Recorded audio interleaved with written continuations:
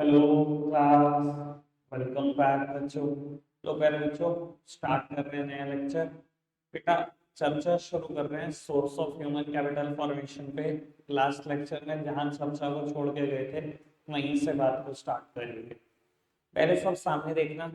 बाबू Saturday के lecture में absent कौन कौन था, एक मिनट हैंड रेज करना। रिद्धि आप आ गए थे? आपने वीडियोस देख ली? वीडियोस देख ली? देख ली? तो जब यही नहीं पता होगा चैप्टर है क्या, मैं तो आगे से शुरू करूंगा फिर वही क्या वही। अरे भाई पांच पांच चार चार छुट्टियां करके आ रहे हो, कम से कम वीडियो तो देख के आओ। स्पेशली कल की छुट्टी करी, कल तो कहीं नहीं थे, कल तो कोई फेस्टिवल नहीं था। बाबू फिजिकल कैपिटल हमने मीनिंग पढ़ लिया था, produced means of production. Human capital हमने मतलब पढ़ लिया था, skill and expertise of a nation at a particular point of time. इतनी बात हम कर चुके थे। फिर हम source of human capital formation की बात कर रहे थे, जिसमें हमने एक्सपेंडिचर ऑन एजुकेशन और एक्सपेंडिचर ऑन हेल्थ ये दोनों विषय पढ़ लिए थे। अब बात आगे बढ़ा रहे हैं। थर्ड हेडिंग जो दी हुई एनसीईआरटी में वो बनेगी ऑन द जॉब ट्रेनिंग। एक बार पढ़ना और वो इसे पूरा कर देना, यहाँ तक पढ़ना।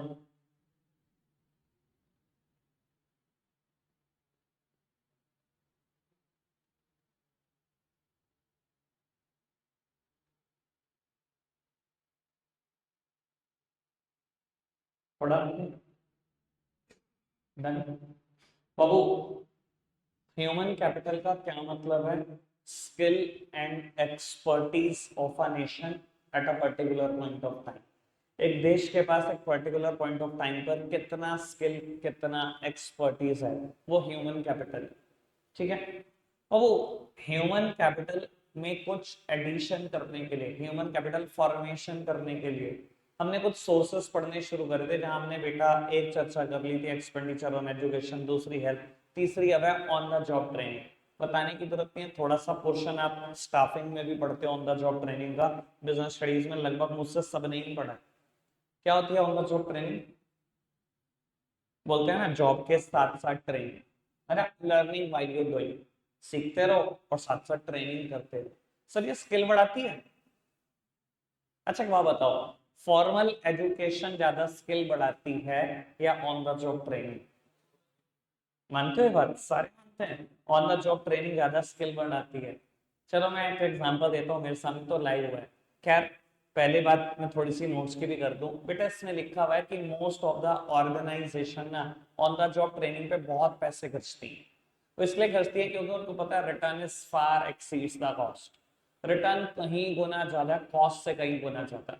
अगर आप एक एम्प्लॉय के ऊपर 5 लाख 7 लाख खर्च कर दोगे ना, और वो ऑर्गेनाइजेशन में 5 7 साल 10 साल टिक गया, तो आपको जो रिटर्न होगी वो कहीं करोड़ों रुपए में होगी, वो लाखों में नहीं देगी।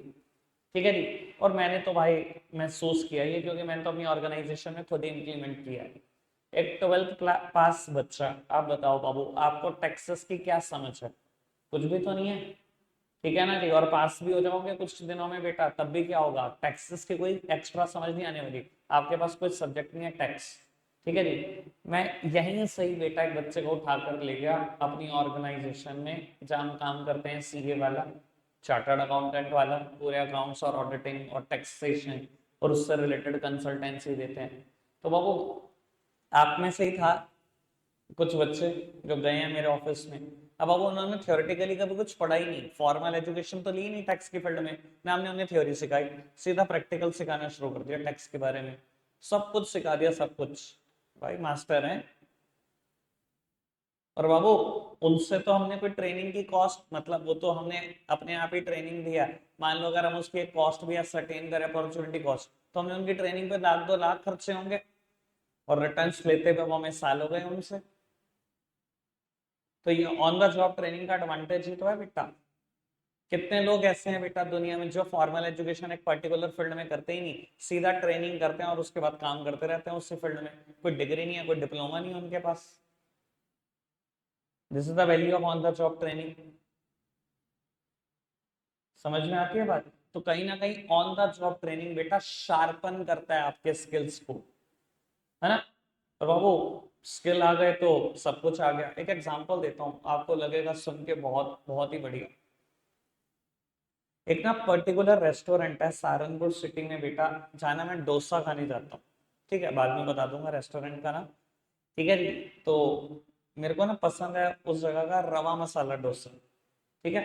जो मतलब मोस्ट ऑफ द रेस्टोरेंट बनाते भी नहीं, चाहे वो साउथ इंडियन खोल के बैठे हुए हों, ठीक है ना, रेस्टोरेंट पर साउथ रवा मसाले में ना टाइम लगता है, टाइम कंज्यूमिंग है, टाइम टेकिंग है, तो ज्यादा रेस्टोरेंट मना कर देते हैं जी, आज नहीं है, कल आ जाना या उस दिन आ जाना या तब देख लेंगे। तो वो एक ना मतलब वहां पर मेन कारीगर हुआ करते थे जिसको ना सारे बोला करते थे उस्ताद जी, ठीक है। तो मैं जाता था, बाहर ही उन्होंने अपना तवा लगाया हुआ है, उसके बराबर में ही तीन चार वेटर खड़े होते थे जो अलग अलग टेबल का ऑर्डर पकड़ते थे। अब अपनी कुछ चीजें ना पेट रहती हैं, हमने अपनी जिंदगी में अपने दोस्त नहीं बदले, कुछ नहीं बदले, तो भाई हम वेटर भी नहीं बदलते, हमारे वेटर भी फिक्स रहते हैं।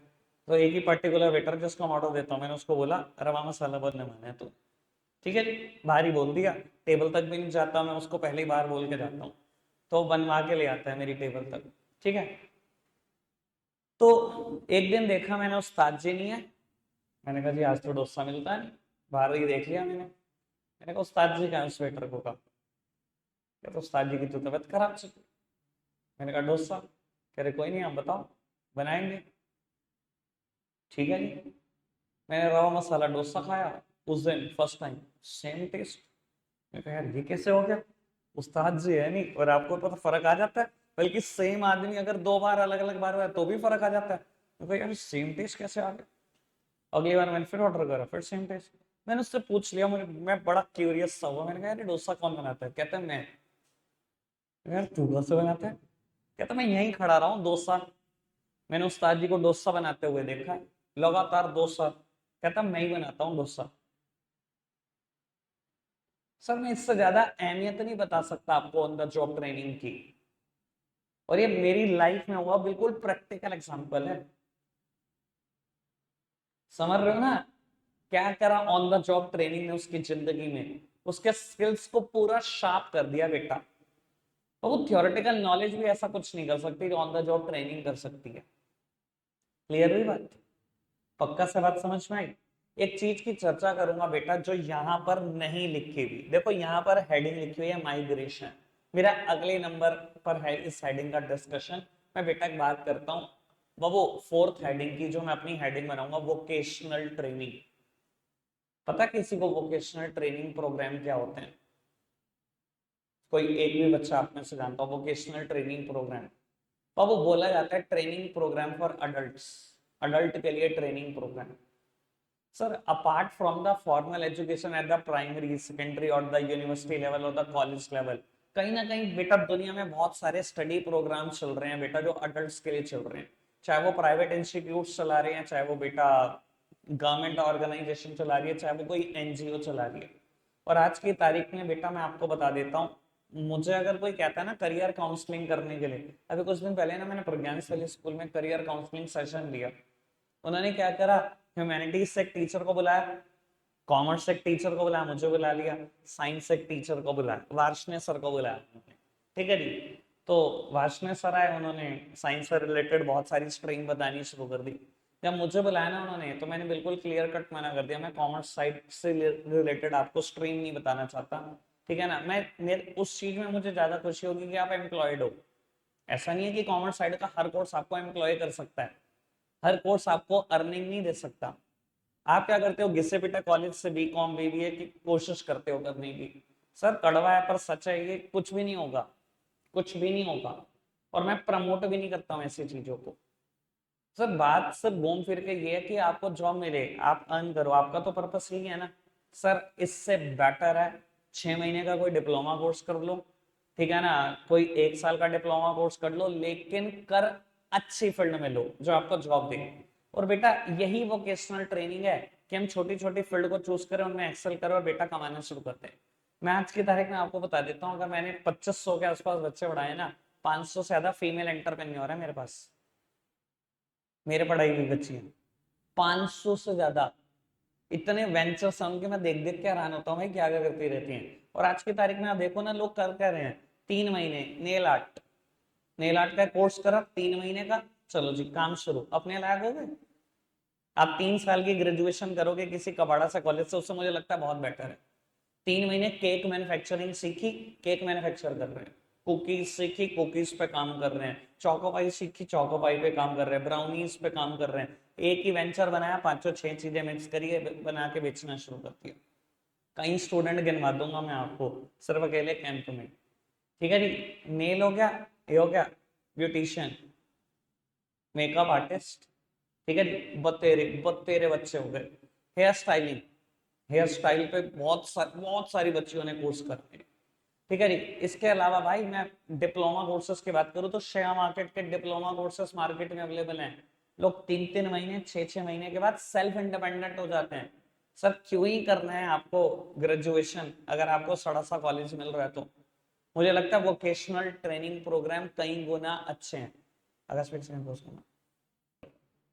बाबू एक बात ऐसी है, मैं बोलूंगा तो तुम्हें लगेगा कि यार क्या ही बोल रहा हूँ, एजुकेटेड पर्सन को क्या करने के लिए बोल रहा हूँ, पर बेटा हुनर ना कभी मार खाने नहीं देता। अगर आपके पास कोई भी एक स्किल है ना, पूरी जिंदगी खाओगे स्किल की। भाई दुकान पे तो आज ग्राहक है कल नहीं है, पर स्किल की ना पूरी जिंदगी खाता है आदमी। ठीक है ना। और हमें पता क्या लगता है, स्पेशली हमें ही लगता है ये चीज कि यार ये छोटा काम है और ये बड़ा काम है।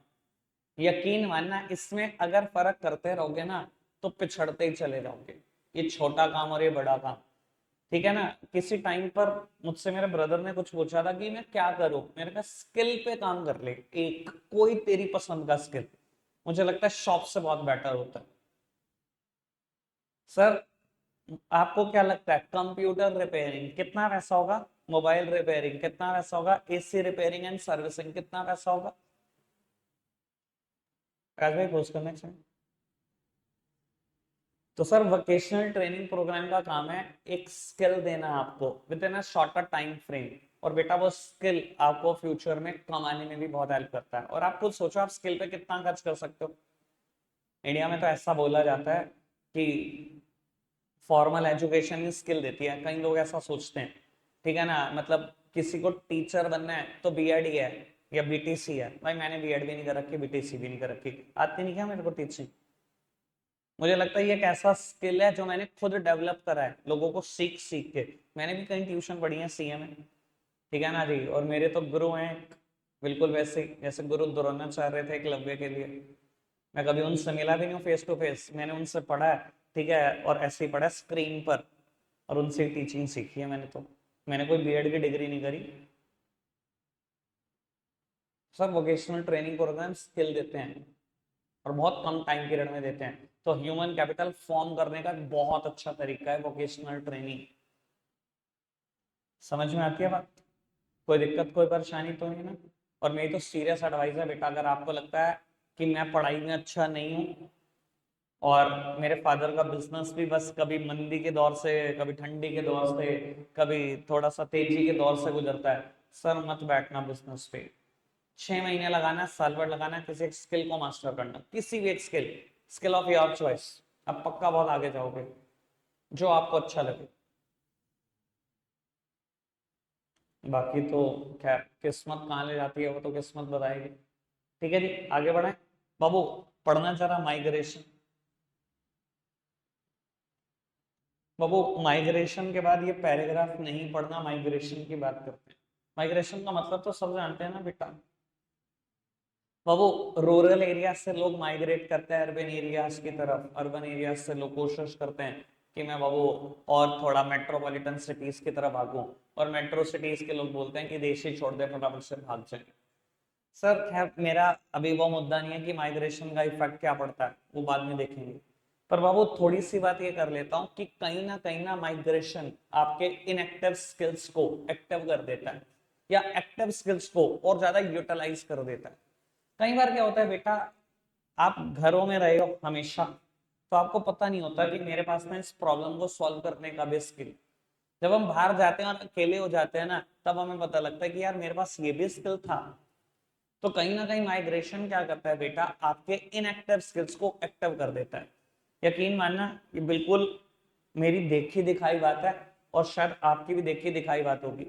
एक पर्सन मेरे पास पढ़ा है 11th-12th, ठीक है जी, बिल्कुल बुद्धू, बिल्कुल बुद्धू, ठीक है जी भाई, एडमिशन ले लिया ग्रेजुएशन में चंडीगढ़, ठीक है, और कुछ तो पता नहीं मेरे को पढ़ाई कितनी करी क्या नहीं करी, लेकिन बहुत सारी अकल आ गई उसको। मैं आया, ड्रेसिंग सेंस बिल्कुल चेंज, अब मुझे लगा इंसान बन के आया, ठीक है ना, बात करने का स्टाइल बिल्कुल चेंज।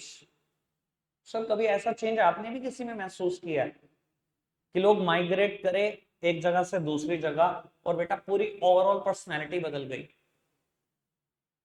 हेयर स्टाइल बिल्कुल चेंज है, बियर्ड रखने का स्टाइल बिल्कुल चेंज है, ड्रेसिंग सेंस बिल्कुल चेंज है, बात करने की मैनर्स आ गई, स्टाइल आ गया, सब कुछ आ गया उसके अंदर। सर ये करा क्या माइग्रेशन, ऐसा क्या जादू कर दिया उसके ऊपर? बेटा उसके इनएक्टिव स्किल्स एक्टिव हो गए।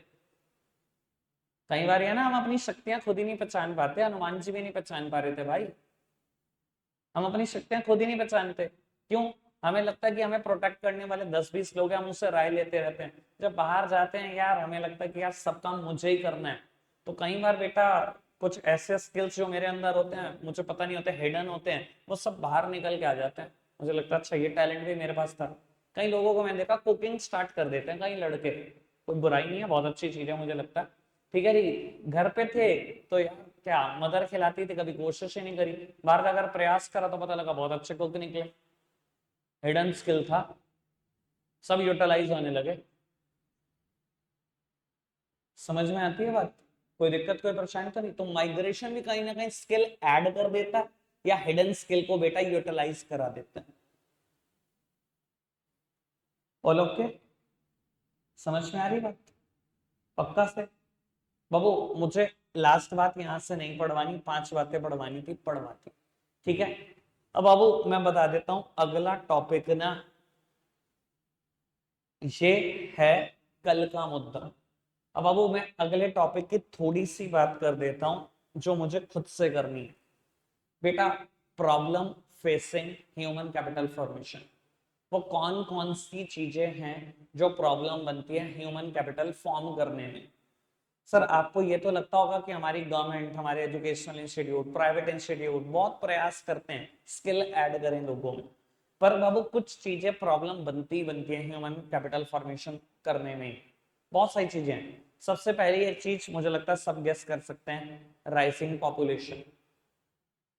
बाबू अच्छा गवर्नमेंट क्या करे, चलो ये बात तो शायद आप मान ही गए होंगे, जो हमने लास्ट लेक्चर में पढ़ी थी कि एक्सपेंडिचर ऑन एजुकेशन पहला तरीका है स्किल ऐड करने का, है ना।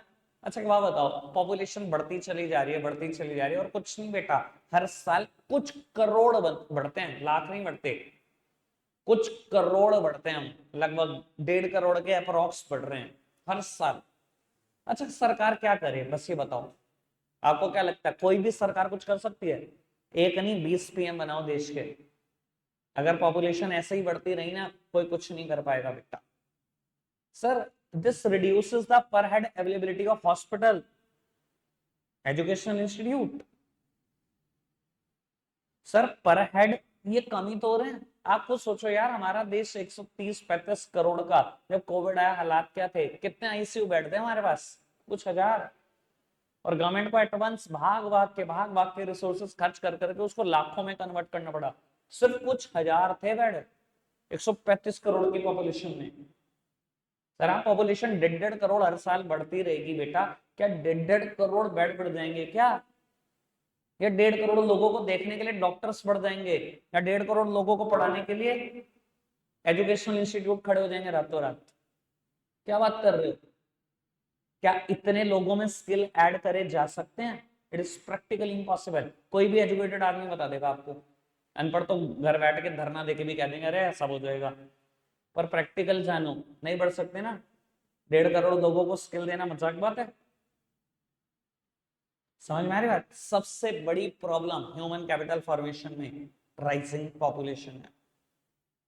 समझ में आती है बात? दूसरी problem brain drain. Brain drain क्या होता है? माइंड वॉश करना। मोस्ट ऑफ द इंडियंस का हो चुका है, कनाडा भागना है इनको फटाफट से, ऐसी है सब। मोस्ट ऑफ द पीपल जो थोड़ा सा भी एजुकेट हो जाते हैं आज की तारीख में, वो दूसरे कंट्री के लाइफस्टाइल से बड़े इन्फ्लुएंस्ड हैं। उनको लगता है कनाडा भाग जाओ, यूके भाग जाओ, यूएस से भाग जाओ, ऑस्ट्रेलिया भाग जाओ, न्यूजीलैंड भाग जाओ, किसी देश भाग जाओ, इंडिया छोड़ दो फटाफट से। पहली चीज जो करो इंडिया छोड़ दो। सर आप समझते हो हमारे देश के सामने कितनी प्रॉब्लम है? एजुकेट हमारे देश से हुए, सारा स्किल हमारे देश ने ऐड करा, स्किल ऐड होने के बाद उन्होंने सर्व करा किसी किसी दूसरी कंट्री को। तो बेटा ह्यूमन कैपिटल फॉर्मेशन के रास्ते में बहुत बड़ी अड़चन है ये, ब्रेन ड्रेन। और बेटा जो लोग जाते हैं वो अनपढ़ नहीं जा रहे, वो हाई कैलिबर के लोग जा रहे हैं। साइंटिस्ट जा रहे हैं, इंजीनियर्स जा रहे हैं, डॉक्टर्स जा रहे हैं, अकाउंटेंट्स जा रहे हैं, ऐसे लोग जा रहे हैं। आपको पता है बेटा नासा में जितने साइंटिस्ट काम करते हैं उसका 30% साइंटिस्ट इंडियन है। अमेरिका में जितने डॉक्टर काम करते हैं उससे 20 से 25% इंडियंस हैं। तो आप सोचो कितनी बड़ी एजुकेटेड पॉपुलेशन हमारी भाग रही है दूसरी कंट्री की तरफ विदाउट कंसिडरिंग द पीपीपी। पता क्या है, हम भागते टाइम में सिर्फ वहां की सैलरी सोचते हैं, कभी कंसीडर नहीं करते इस चीज को। पीपीपी सुना है किसी ने क्या होता है? तो मैं थोड़ी सी बात कर देता हूँ। परचेसिंग पावर पैरिटी बोलते हैं। इसका मतलब पता है क्या होता है? ये क्या बताती है कि अगर मैं कोई पर्टिकुलर लाइफस्टाइल 12 लाख रुपए में हिंदुस्तान में कोई पर्टिकुलर लाइफस्टाइल जी रहा हूँ, तो बेटा यूएसए में सेम लाइफस्टाइल जीने के लिए मुझे कितने रुपए अर्न करने होंगे? आप एक डॉक्टर हो, आपको एक पर्टिकुलर से हॉस्पिटल में 1 लाख रुपए महीना जॉब ऑफर होती है, आपने देखा 12 लाख कुछ भी नहीं मिल रहा है यार, कुछ भी नहीं। मैंने 1 करोड़ रुपए एमबीबीएस में खर्च दिए, 50 60 70 लाख रुपए अपने पोस्ट पे खर्च दिए, एमडी बन गया, मुझे ऑफर क्या कर रहे हो तुम? 1 लाख रुपए महीना, कुछ भी नहीं दे रहे यार, तुम तो बिल्कुल बेकार। दूसरी कंट्री में पता करा वो 50 लाख का पैकेज दे रहे और आप 12 लाख, कुछ नहीं। सर हम सिर्फ कंपेयर करते हैं सैलरी, हम क्यों नहीं कंसीडर करते पीपीपी? पीपीपी का मतलब अगेन क्या होता है बेटा? अगर 12 लाख में आप कोई पर्टिकुलर लाइफस्टाइल मेंटेन करते हैं तो यूएसए में सेम लाइफस्टाइल मेंटेन करने के लिए कितना खर्चना होगा? और अगर कैलकुलेट कर लोगे तो वो 50 लाख ही आएगा। यानी कि अगर यहाँ 12 लाख कमाते तो वही जिंदगी जीते जो आप वहां 50 लाख खर्च करके जी रहे हो, जो फैमिली से दूर रह के जी रहे हो। हम कभी नहीं कंसीडर करते पीपीपी को, हमेशा सैलरीज को कंपेयर करते हैं और दूसरे देश में भाग जाते हैं। ठीक है ना? सर वहां मैकेनिक्स नहीं है, बड़े रेयर है। वहां बेटा झाड़ू पोछा करने के लिए स्टाफ नहीं है, वहां जाकर हम सब कुछ करने को तैयार है। अपने कपड़े भी धोने को तैयार है, टॉयलेट्स तक साफ करने को तैयार है, खाना बनाने को तैयार है, शेविंग करने को तैयार, सब कुछ करने को तैयार है। यहाँ ये काम करते हुए हमें शर्म आती है। वहां तो हम रिक्शा भी चला लेंगे और ट्रक भी चला लेंगे। बतेरे लोग हैं भाई जो रेस्टोरेंट में काम कर रहे होते हैं, वो बताते नहीं अरे बहुत बढ़िया, एक्चुअल रियलिटी कुछ और है। वहां सब काम कर लेते हैं, यहाँ करते हुए शर्म आती है। जितने एफर्ट्स वहां जाके करते हो अगर अपने देश में कर लो पता नहीं क्या हो सकता। कनाडा में लोग बेटा 16 घंटे काम करते हैं, जितने स्टूडेंट्स जाते हैं 10 से 12 घंटे तो अपना पढ़ाई पढ़ाई में बिता रहे हैं और बाकी अपने जॉब्स में बिता रहे हैं सर्वाइवल के लिए। ये काम यहाँ कर लेते तो यहाँ भी बहुत कुछ हो जाता है, यहाँ नहीं करना बस वो काम। तो ब्रेन ड्रेन एक बहुत बड़ी समस्या है। समझ में आई अभी तक दोनों बातें? Rising population, brain drain. Sir third one is low academic standards. Academic standard क्या हालात है बस पूछो ना। हम एक के बाद एक नया स्कूल खोली जा रहे हैं, एक के बाद एक नया कॉलेज, एक के बाद एक नई यूनिवर्सिटी खोली जा रहे हैं बेटा बाबू। और हमारे माइंड में कभी भी नहीं है उनका एजुकेशन लेवल, उनकी क्वालिटी। और हमने एक बहुत बड़ी आर्मी बना दी है बेटा, half graduate, half bagged graduate की और हाफ बेग्ड पोस्ट ग्रेजुएट की। ठीक है ना? मैं क्यों बोलता हूँ इसको हाफ बेग्ड? भाई आधे ही पके हो यार। हालात ये हैं भाई, खुलेआम एडवर्टीजमेंट होता है, हमारे शहर में होता है और हर शहर में होता होगा। 9वीं फेल 10वीं पास करें, 11वीं फेल 12वीं पास करें। जब इन चीजों का एडवर्टीजमेंट खुलेआम होता हो पूरे इंडिया में, यार आप क्या उम्मीद कर रहे हो? कौन सा स्किल दे दोगे आप बच्चों को? और स्किल की बात तो ये आप सब जान ही रहे हो, सबसे कम से कम पीछे बैठी हुई लाइन तो जान ही रही है। प्रैक्टिकल कर रहे हो सीबीएसई का, प्रैक्टिकल के नाम पे धब्बा। एनुअल रिपोर्ट के बारे में ए नहीं बताया किसी ने, पर एनुअल रिपोर्ट चिपकानी है और कहते प्रैक्टिकल है ये। सर स्किल क्या दे रहे हैं हम अपने बच्चों को? बच्चा पूरा पोस्ट ग्रेजुएट हो जाता है और पोस्ट ग्रेजुएट होने के बाद कभी बैंक में मिलता है तो कहता है भैया फॉर्म भरना, उसे ये नहीं पता ये फॉर्म है या पेइंग स्लिप है। मुझे कितनी हंसी आती है चीजें देख के। क्या स्किल दे रहे हैं बच्चों को? लो एकेडमिक स्टैंडर्ड, हमारा एकेडमिक स्टैंडर्ड बड़ा लो है, कोई प्रैक्टिकल पढ़ाई नहीं है। प्रैक्टिकल जब भी मतलब देखो कोशिश अपर वाले लेवल वाले बहुत अच्छे करते हैं, लोअर लेवल वाला नाश कर देता है, क्योंकि इंप्लीमेंट तो उसको ही करना है ना। स्कूल नाश कर देते हैं उन चीजों का। उन टीचर्स को खुद को तो समझ नहीं है प्रैक्टिकल की, बस आपके ऊपर थोपा जाता है वो प्रैक्टिकल। ठीक है जी बाबू। Fourth heading is deficient man power planning. बाबू हमारी मैन पावर प्लानिंग बहुत पुअर है, डिमांड और सप्लाई में कोई बैलेंस ही नहीं है भाई। इतने सारे एजुकेशनल इंस्टीट्यूट खोले, चलो वो छोड़ो स्किल दिया कि नहीं दिया, भाई गवर्नमेंट ये भी तक नहीं जानती कि आज इस साल कितने लोग पोस्ट ग्रेजुएट होंगे और इनमें से कितनों के लिए हम जॉब क्रिएट करें। सप्लाई आती है भर भर के, कोई एम कॉम हो रहा है, कोई एम बी हो रहा है इस साल, कोई एम टेक हो रहा है इस साल, कोई एम लिब हो रहा है इस साल, कोई भाई मतलब इतने सारे लोग मास्टर डिग्री कर रहे हैं एक साल में, कितनी सप्लाई आने वाली है, उनके लिए जॉब क्या है? कोई भाई कोई मैन पावर प्लानिंग ही नहीं करता ना हमारे देश में। कोई डिमांड और सप्लाई में बैलेंस बिठाने की कोशिश ही नहीं करता।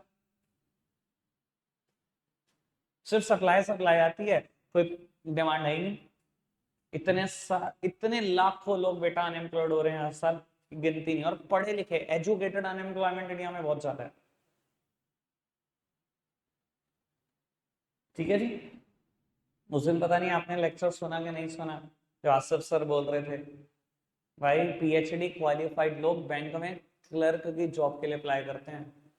हमारे देश की मतलब बदनसीबी देखो, पीएचडी पास आदमी बैंक में क्लर्क की पोस्ट के लिए अप्लाई कर रहा है। इतने बदनसीब हुए पड़े हम।